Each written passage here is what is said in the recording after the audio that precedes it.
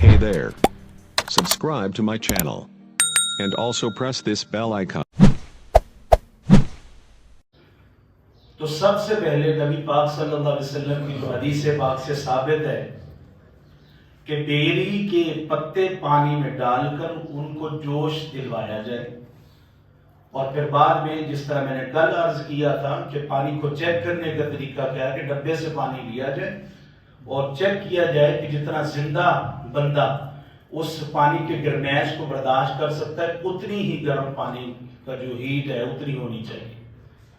پھر اس کے بعد پھٹا جو ہے جس کے اوپر میت کو لٹایا جاتا ہے اس کو اچھی طرح دھو دیا جائے اور اس جگہ پر خوشبو لگائی جائے، اگربتی، یہ مستحب عمل ہے، اگربتی لگائی جائے۔ پھر مردے کو اس پھٹے کے اوپر لٹانے کے بعد جو سب سے بہتر اور افضل اور سب سے ضروری کام ہے وہ کیا ہے؟ پردہ کرنا۔ کہ مردے کے لیے یہ ضروری نہیں ہے کہ 15-20 بندے جمع ہوں، 4 بندے بڑے ہیں، 4 بندوں میں 2 بندے چادر پکڑ کے کھڑے ہوں، 1 بندہ پانی دینے کے لیے ہو، 1 بندہ غسل دے رہا ہو، 4 بندے بہت ہیں۔ بچوں کو بالخصوص وہاں پر کھڑا نہیں کرنا چاہیے، چھوٹے بچوں کو۔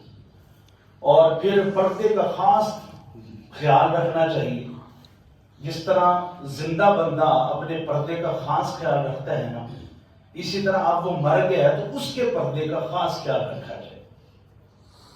اور پھر کپڑے اتارنے کا جو مرحلہ ہوتا ہے، قمیض اکثر بیشتر کاٹ دی جاتی ہے کینچی سے، چیک کر لینا چاہیے۔ اس کے بعد چیک کرنے کے بعد اب سب سے پہلا جو مرحلہ ہے وہ یہی ہے، جس طرح زندہ بندہ سب سے پہلے استنجا کرتا ہے، پھر اس کے بعد اچھی طرح ارد گرد دھوتا ہے اگر کوئی غلاظت ہے تو، پھر وہ بندہ وضو کرتا ہے۔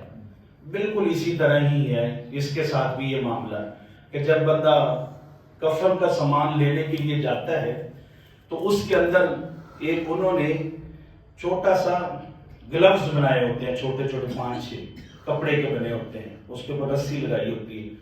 وہ نہلانے والا جو ہے وہ گلوز پہن لے، رسی سے اچھی طرح باندھ لے اپنے ہاتھوں کو، اور پھر اس کو استنجا کروائے، مردے کو استنجا بغیر دیکھے استنجا کروائے، اس کے جسم کو دیکھے بغیر استنجا کروائے، اور اس کے پیٹ کے اوپر نرم نرم ہاتھ پھیرے کہ اس کو تکلیف نہ ہو۔ ایک جو مددگار جو پاس کھڑا تھا جس نے پانی دینا ہے وہ پیچھے سے اس کو اٹھائے تھوڑا سا۔ جو مردے زیادہ دیر تک پڑے رہتے ہیں تو وہ اس طرح جسم ان کا ایسے نہیں ہوتا، جو تازہ 2-4-5 گھنٹوں تک رکھا جائے تو وہ اٹھ جاتا ہے، ایسے مردہ تھوڑا سا ہیلپ کرے تو ویسے اٹھ جاتا ہے۔ تو اس کے پیٹ کے اوپر ہاتھ آہستہ آہستہ پھیرا جائے تاکہ پیٹ کے اندر اگر کوئی گندگی ہے، کوئی غلاظت ہے جو نالی کے اندر اڑی ہوئی ہے تو وہ نکل جائے گی۔ پھر اچھی طرح کھل کے پانی بہا دیا جائے، بہانے کے بعد پھر اس کے اس ہاتھ کو دھویا جائے، اور اس کے بعد پھر کوہنی سمیت اس کے سارے ہاتھ کو دھو لیا، پھر دوسرے ہاتھ کو دھو لے، اور اس کے بعد جس طرح بندہ خود نہاتا ہے نا یہی طریقہ کار ادھر چلے گا۔ پھر اس کے سر کو اچھی طرح دھو دیا جائے، پھر اس کے چہرے کو دھو دیا جائے۔ اب اس میں 2 چیزیں رہ جاتی ہیں، کون سی؟ کہ کلی بندہ زندہ کر لیتا ہے، ناک میں پانی بندہ چڑھا لیتا ہے، تو مردے کے ساتھ کیا معاملہ ہوگا؟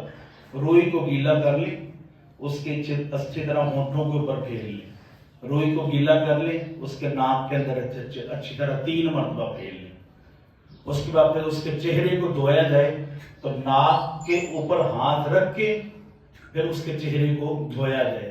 اور جو چہرے کو دھویا، ظاہر کانوں کے اندر پانی جانے کا خطرہ ہوتا ہے تو پانی کانوں کے اندر نہ جائے، اس بات کا بھی احتیاط کیا جائے، اور سر کے بالوں کو دھویا جائے۔ پھر اس کے بعد یہ سیدھا اس طرح مردہ پڑا ہے تو اس کو الٹی جانب، الٹے ہاتھ کے اوپر، اس کو بازو کے اوپر اس طرح اٹھایا جائے تاکہ سیدھا کندھا پہلے اس کا دھل جائے، سیدھا کندھا پورا نیچے تک دھو دیا جائے تاکہ ایک پوری سمتی اس کی دھل جائے ساری۔ اس کے بعد اس کو پھر دوسری جانب کروٹ بدلا کے پھر یہاں کندھے سے لے کر پورا ہی اس کا جسم جو ہے وہ دھو دیا جائے اچھے طریقے سے. یہ تسلی کر لی جائے کہ ہم نے اس کے جسم کے ہر جگہ پر پانی کو بہا دیا ہے. تسلی کر لی جائے کہ ہم نے اس کے جسم کے ایک حصے پر پانی کو بہایا ہے اور پانی کھلا بہا دیا. پھر شیمپو اگر لگانا ہے، اس کی داڑھی ہے، بال ہیں، اگر صابن لگانا تو اتنی احتیاط اور پیار سے لگائیں جس طرح ایک ماں چھوٹے سے بچے کو بڑے پیار سے نہلاتی ہے کہ اس کے بال نہ ٹوٹیں، اس کو تکلیف کوئی نہ ہو. بڑے پیار محبت سے اس کو نہلائیں، سمیٹ لیں. جس طرح دولہے کو پیار محبت سے تیار کیا جاتا ہے نا کہ آج دی شادی، اسی طرح بالکل پیار محبت سے اس کو تیار کیا جائے کہ آج اس نے پیارے آقا علیہ السلام کا جا کر دیدار کرنا ہے. اس طرح پیار محبت سے اس کو نہلایا جائے. اور جو اہم مسئلہ وہ یہ ہے کہ جسم کے جو بال ہیں، مطلب یہ نیچے والے بغلوں کے نیچے والے بال غیر ضروری، یہ جسم کے دوسرے حصے کے جو غیر ضروری بال ہیں، جب بندہ مر گیا ہے نا تو پھر آپ اس کے کسی بھی بال کو اکھاڑ نہیں سکتے، صاف نہیں کر سکتے. بس اب یہ منع، اب یہ ایک بال اللہ کی امانت ہو گئے. ایک چیز اب اللہ کے ہاں حاضر ہونی ہے. اب آپ اس کی صفائی ستھرائی کا کوئی اہتمام نہیں کر سکتے. اگر کوئی زیادہ بندہ بیمار تھا، بوڑھا تھا، تو وہ بچے اب جو اس کوشش میں لگے ہوئے ہیں تو ان بچوں کو چاہیے تھا کہ اگر خود وہ یہ کام نہیں کر سکتا تھا اور ہمیں پتہ بھی تھا، ڈاکٹر نے بھی بتا دیا تھا کہ کچھ دن ہے اس کی خدمت کر لیں، ان کچھ دنوں میں اس کی صفائی ستھرائی کا دھیان کر لیا جاتا. کیا ہی اچھا تھا کہ بعد میں 2-4 بندے پاس کھڑے ہوئے، کسی کو اس بات کی خبر ہو، کانوں کان خبر ہو، مسئلہ پوچھ رہے ہیں، فون کر رہے ہیں، مولوی صاحب سے پوچھ رہے ہیں. تو بہتر یہ نہیں ہے کہ ہمیں خود ہی اس مسئلے کا پتہ ہو کہ بھائی اب کسی چیز کو ہم نے ہاتھ نہیں لگانا. تو یہ طریقہ کار ہے مردے کو غسل دینے کا، کہ مردے کو غسل دینے کا کوئی بہت بڑا کام نہیں ہے کہ پہاڑ جتنا کام ہے اور اس کام کرنے کے لیے ایک مزدور کو لایا جائے. ظاہر غسل دینے والا ایک مزدور ہی ہوتا ہے، تو مزدور کو لایا جائے یہ ضروری نہیں ہے، بلکہ ضروری یہ ہے کہ اپنے والد کو، اپنے بھائی کو، باپ بیٹے کو اور بیٹا باپ کو غسل دے. بیٹی اپنی ماں کو، ماں بیٹی کو غسل دے. تو جانے والا جو ہے اس کو تسلی ہوتی ہے کہ غسل دینے والے اپنے ہی ہیں. کیوں؟ اس لیے کہ جب مردہ چلا جاتا ہے تو اس کی قوت سماعت تیز ہو جاتی ہے.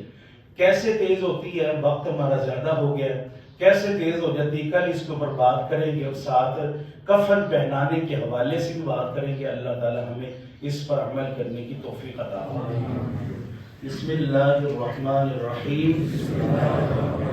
استغفر اللہ ربی من کل ذنب واتوب الیہ. الصلاۃ والسلام علیکم.